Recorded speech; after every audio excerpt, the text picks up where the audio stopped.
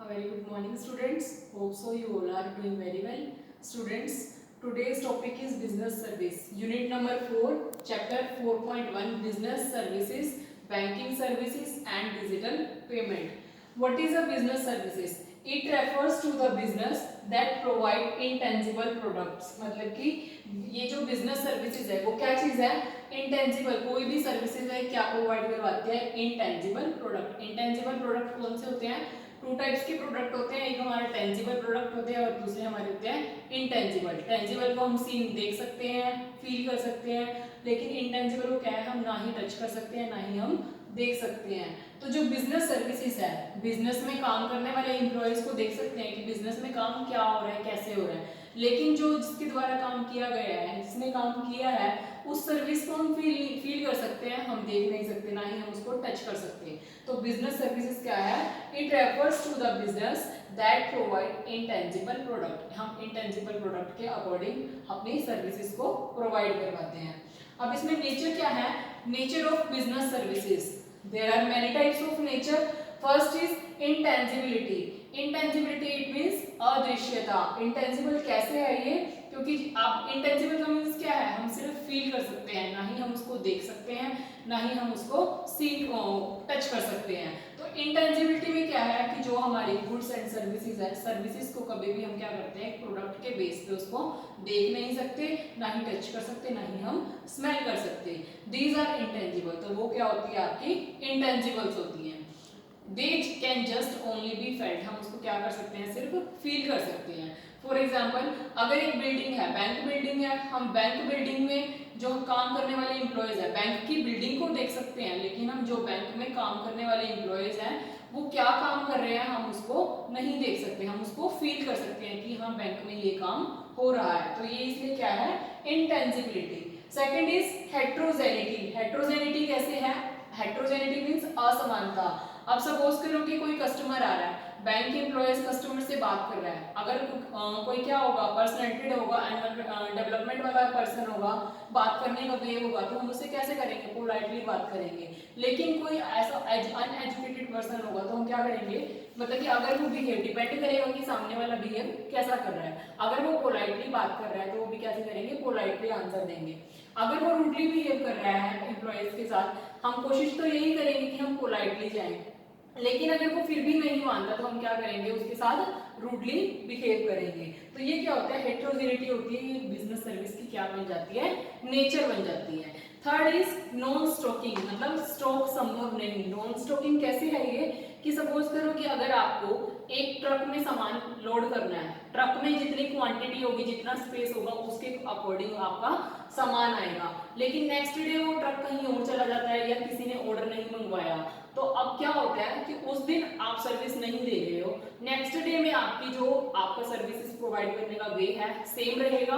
क्यों रहेगा सेम? क्योंकि ट्रक के अंदर स्पेस भी कितना है जितना फर्स्ट डे रहा था। मतलब कि स्पेस इक्वल होने के कारण, स्पेस सेम होने के कारण हम अपनी सर्विसेज को एक टाइम में इंक्रीज नहीं कर सकते। अगर नेक्स्ट डे उन्होंने डबल क्वांटिटी में सामान चाहिए तो हम क्या करेंगे? पहले जितनी क्वांटिटी में फर्स्ट डे गया था, जितना उसमें ट्रक के अंदर स्पेस होगा उतना उसमें सामान जाएगा, देन नेक्स्ट ऑर्डर को हम फॉलो करेंगे। तो ये क्या होता है? Non stocking. फोर्थ इज आपका नॉन ट्रांसफरेबिलिटी, मतलब कि जो आपकी बिजनेस सर्विसेज है उसको कभी भी ट्रांसफर नहीं किया जाता। ट्रांसफर कैसे नहीं होगा? सपोज करो कि एक पेशेंट है, पेशेंट को डॉक्टर के पास जाना है, वो अपनी फीस लेगा डॉक्टर, तो आप क्या करोगे कि अपना इलाज करवाओगे वहां से। लेकिन अगर आप दोबारा फिर, अभी एक टाइम पे आप ठीक हो जा रहे हो, लेकिन अगर आप दोबारा फिर क्या करोगे? आप बीमार हो जाओगे तो क्या करोगे? डॉक्टर के पास जाओगे। अब ऐसा नहीं है कि डॉक्टर जो आपने प्रीवियस फीस दी थी उसी में आपको ट्रीट करेगा, डॉक्टर क्या करेगा? अलग से आपकी फीस लेगा। तो इस सर्विसेज को कहते हैं हम बिजनेस सर्विसेज। इट मींस कि डॉक्टर ने अपना राइट कंप्लीट किया, क्या करके? उसका इलाज करके और फीस लेकर हमने अपना क्या करवाया? इलाज करवाया। तो हम ये क्या होते हैं? नॉन ट्रांसफरेबिलिटी, हम उसकी सर्विस के बदले उसको कुछ ट्रांसफर नहीं कर सकते। Next is customer participation. Customer का कैसे पार्टिसिपेशन रहता है? मतलब कि ग्राहक की भागीदारी। अगर आपको सपोज करो कि कोई customer participation, it means customer का पार्टिसिपेट करना बहुत जरूरी होता है। सपोज करो अगर आप कहीं किसी कंपनी में या कहीं पे भी सामान लेने जा रहे हो तो वो किसके ऊपर डिपेंड करेगा? कि कस्टमर के ऊपर। और कस्टमर और जो सेलर होगा वो क्या होगा? उनके बीच में रिलेशन होगा। रिलेशन क्यों होगा कि जब तक कोई प्रोडक्ट है प्रोड्यूस कर रहे हैं, जब तक प्रोडक्ट ही नहीं बनेगा तो क्या होगा, कस्टमर भी नहीं जाएगा।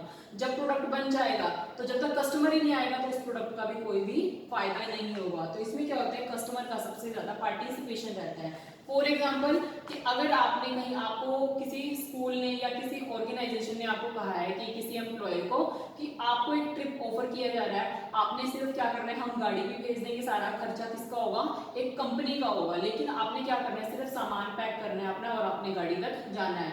तो अगर वो कस्टमर ही नहीं मानेगा उस चीज के लिए, अगर कोई एम्प्लॉय नहीं जाने के लिए रेडी होगा, तो वो क्या होगा, उसमें कंपनी रिस्पॉन्सिबल नहीं होगी, इसमें कौन रिस्पॉन्सिबल होगा, एम्प्लॉय रिस्पॉन्सिबल होगा। क्यों होगा, क्योंकि इसमें क्या है, जब एम्प्लॉयज भी रेडी होगा और जब हमारी जो कंपनी है वो भी ऑफर प्रोवाइड करवाएगी, दोनों की क्या रहेगी, आपस में म्यूचुअल अंडरस्टैंडिंग रहेगी, तभी वो उसमें क्या करेगा, पार्टिसिपेट कर सकता है। तो इसमें जो कस्टमर पार्टिसिपेशन है वो सबसे मेन इंपॉर्टेंट रोल है। Next is sixth is simultaneity. Simultaneity में क्या होता है कि समकालीनता। अब कोई भी है, जैसे प्रोडक्शन हो रहा है या फिर क्या हो रहा है, यूटिलाइजेशन हो रहा है, या तो उत्पादन हो रहा है या फिर उसका उपभोग हो रहा है। अगर आपका कोई प्रोडक्ट बना है तभी तो सेल होगा, अगर प्रोडक्ट बना ही नहीं है तो वो सेल नहीं हो सकता। तो इसमें क्या होता है कि अब जैसे आपको क्या है, कोई भी मटेरियल लेना है, अगर आपने कोई गोडाउन में सामान रखना है, किसी गोदाम में, तो गोदाम में आपने सामान रखा, आपने वो किराए पे लिया, आपके पास खुद के पास स्पेस नहीं है उसको रखने का, तो आप क्या करोगे, मतलब कि जिसका वो गोदाम है वो उसी दिन से किराया रेंट लेना स्टार्ट कर देगा जिस दिन से आपने अपना सामान रखा है। अगर नेक्स्ट डे आपका सामान गोडाउन में नहीं रखा लेकिन फिर भी आपने उसमें अपना नेक्स्ट टाइम के लिए उसे यूज करना है, तो आप क्या करोगे, मतलब कि वो जो जिसका गोदाम होगा वो क्या करेगा, उसको लेगा, मतलब उसका रेंट लेगा। तो ये क्या होता है, साइमल्टेनिटी। अगर आपको एक टाइम के लिए कोई हॉल या कोई गोडाउन प्रोवाइड करवा दिया जाता है तो वो उतने टाइम तक उसका रेंट लेगा जब तक आप उसको नहीं इंफॉर्मेशन देते कि आपको ये कब तक यूज करना है। नेक्स्ट है टाइप्स ऑफ बिजनेस सर्विसेज। तो बिजनेस सर्विसेज में क्या है, बैंकिंग सर्विसेज होगी, इंश्योरेंस सर्विसेज होगी, transport services, warehousing services and communication. अब बैंकिंग बिजनेस सर्विसेज में मतलब कि क्या बिजनेस है, बैंकिंग सर्विसेज। बैंक में जाओगे, बैंक क्या प्रोवाइड करवाता है, अगर हमें बिजनेस स्टार्ट करना है और हमारे पास क्या है, पैसा नहीं है, तो पैसा नहीं है तो बिजनेस क्या करेगा, मतलब कि बैंक जो मेन ओनर होगा जिसने बिजनेस स्टार्ट करना है वो क्या करेगा, बैंक में जाएगा, बैंक में क्या करेगा, वो अपना लोन अप्लाई करेगा।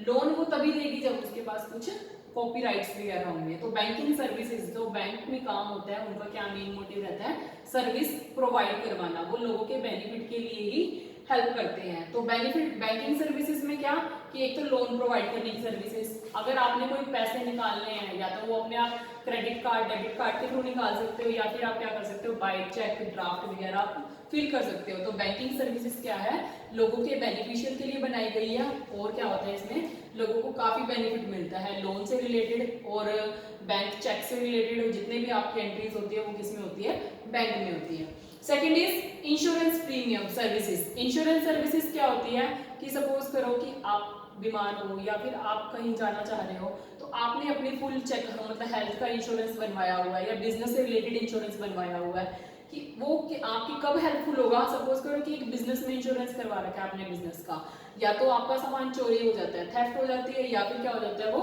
लॉस बाय फायर या फिर वो आग में जल जाता है। तो अगर आपने बिजनेस का इंश्योरेंस करवाया हुआ है तो इंश्योरेंस कंपनी, इंश्योरेंस सर्विसेज का मीनिंग है कि इंश्योरेंस कंपनी क्या करेगी, उसको आपका जो लॉस होगा उसको बियर करेगी, उसको कवर करेगी। सेम ऐसे ही नेक्स्ट है ट्रांसपोर्ट सर्विसेज। अब आपको कोई सामान बाहर से मंगवाना है, अगर ट्रांसपोर्ट सर्विसेज ही नहीं होगी तो आप अपना सामान नहीं मंगवा सकते। तो ट्रांसपोर्ट सर्विसेज क्या हेल्पफुल होती है, किस लिए हेल्पफुल होती है कि जो ट्रांसपोर्ट सर्विसेज है, आपको रॉ मटेरियल मंगवाना है कि किसी प्रोडक्शन करना है किसी चीज का, उसका प्रोडक्शन करने के लिए आपको जो रॉ मटेरियल चाहिए, जितनी आपकी वर्क इन प्रोग्रेस चाहिए, तो वो किस में होगी, ट्रांसपोर्ट में। मतलब कि आप ऑर्डर दे सकते हो, ऑर्डर के अकॉर्डिंग आपका सामान आ सकता है, तो ये किस में होगा, आपका ट्रांसपोर्ट सर्विसेज में। Next is warehousing services. अभी बिजनेस में जैसे अगर आपके पास क्या है, गोदाम वगैरह नहीं है सामान रखने के लिए, आपके पास स्पेस की कमी है, तो आप क्या करोगे, जो वेयर हाउसिंग सर्विसेज होती है वो क्या करती है, सर्विसेज प्रोवाइड करवाती है लोगों को। जो government services warehousing services होती है या फिर अदर सर्विसेज होती है जो वेयर हाउसिंग है हमारी, तो उसमें क्या होता है, वो अपना बेनिफिशियल मतलब कि क्या करती है, एज ए रेंट उनसे ले लेती है और अपना स्पेस क्या होती है उनको सामान रखने के लिए दे देती है। तो ये क्या होती है आपकी warehousing services. Fifth is communication. Communication services में क्या है कि सपोज करो आप किसी से बात कर रहे हो, आप अपना मैसेज किसी को कन्वे करना चाह रहे हो, जब तक कम्युनिकेशन ही बेटर नहीं होगा तब आपका कोई भी रिजल्ट नहीं निकल सकता। तो कम्युनिकेशन भी हमारा कैसा होना चाहिए, बेटर होना चाहिए। कोई काम करना है, किसी चीज का प्रोडक्शन करना है, कुछ सामान मंगवाना है, तो वो किसके ऊपर डिपेंड होगा कि आप कैसे सामान मंगवा रहे हो, आपका वे कैसा है बात करने का, तो वो किस में आता है, आपका कम्युनिकेशन में। नेक्स्ट आपका टॉपिक है बैंक। बैंक क्या होता है, A bank is an institutions which accept deposit withdrawal by check। एक बैंक एक ऐसा इंस्टीट्यूशन है जहां पे क्या एक्सेप्ट करते हैं वो, डिपॉजिट, जितना भी आपने डिपॉजिट करवाया है, विथड्रॉल मतलब निकलवाया है जितना पैसा, बाय चेक मतलब कि या तो चेक के थ्रू या फिर आपने कैश भी लिया है या फिर दिया है। तो gives loans and advances for the purposes of earning profits. अगर आप बिजनेस को चलाना चाह रहे हो, बिजनेस के पर्पस से आप कुछ ले रहे हो, तो मतलब उसका मेन मोटिव क्या रहता है कि आपका बिजनेस अच्छे से हैंडल हो सके और आपको ज्यादा से ज्यादा प्रॉफिट्स हो। तो बैंक क्या क्या सर्विसेज प्रोवाइड करवाता है, लोन की और आपकी चेक वगैरह के थ्रू जो आपने पेमेंट करनी है, डेबिट कार्ड, क्रेडिट कार्ड, तो ये बैंक फैसिलिटी प्रोवाइड करवाता है। अब जो बैंक वर्ड है आपका, जो बैंक, ये पहले क्या था, बैंक, बेंची और बेंचेरी। क्यों कहते थे इसको बेंच और बेंचेरी, क्योंकि जो इटली में था, इटली में अगर पैसों का जो कैश होता था वो अगर उसको डेबिट क्रेडिट मतलब जो लेन देन होता था वो टेबल पे रखकर किया जाता था, इसलिए इसको बेंचेरी नाम दिया गया है। तो अब इसको क्या कहते हैं, जो ग्रीक वर्ड है, ग्रीक वर्ड में इसको क्या कहा था, बैंक्यू। तो बैंक्यू से इसका वर्ड क्या नाम बन गया at present bank. How many types of banks, there are 5 types of bank. First is commercial bank, second is industrial bank, third is agriculture, fourth is regional and fifth is other apex banking. So students, now I will close the topic types of banks. ये next topic में next video में करेंगे आपका। So students, if you have any problem regarding this topic, please concern me or WhatsApp. Thank you students and good luck.